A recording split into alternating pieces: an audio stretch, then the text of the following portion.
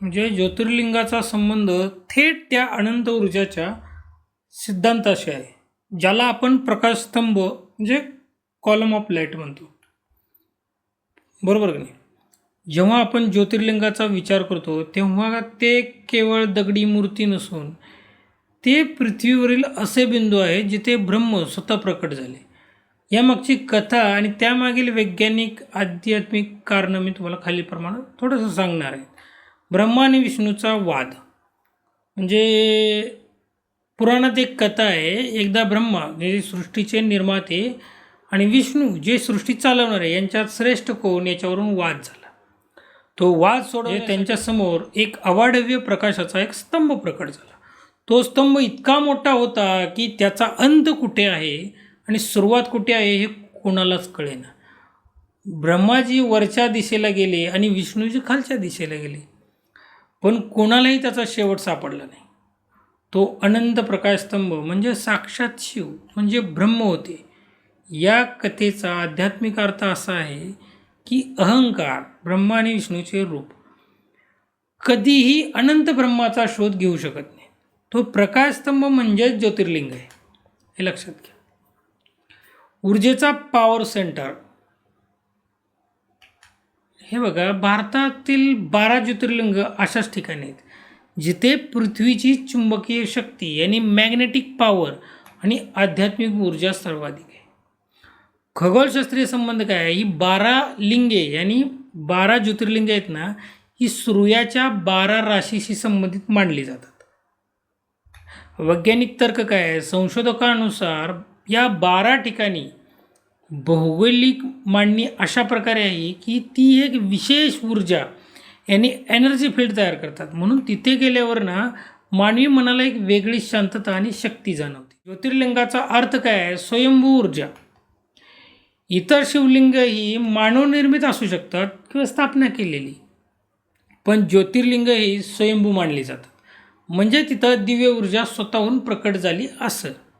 आता ज्योती म्हणजे प्रकाश किंवा चेतना असंही तुम्ही म्हणू शकता. आता लिंग म्हणजे काय? चिन्ह किंवा प्रतीक समजून घ्या.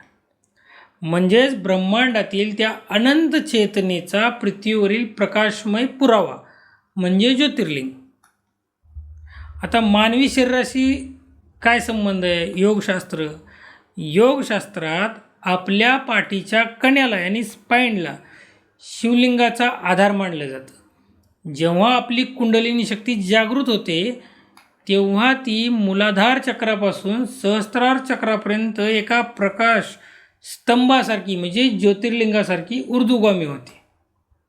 म्हणजेच बाहेरील ज्योतिर्लिंग हे आपल्याला आपल्या आत असलेल्या त्या ब्रह्म प्रकाशाची आठवण करून देण्यासाठी आहेत, हे लक्षात घ्या.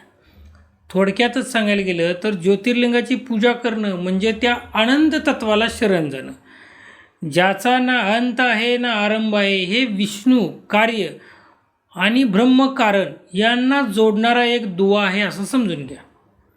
आता तुम्हाला या 12 ज्योतिर्लिंगापैकी अशाच एका ठिकाणच्या 2 ज्योतिर्लिंगाविषयी थोडीशी माहिती सांगतो.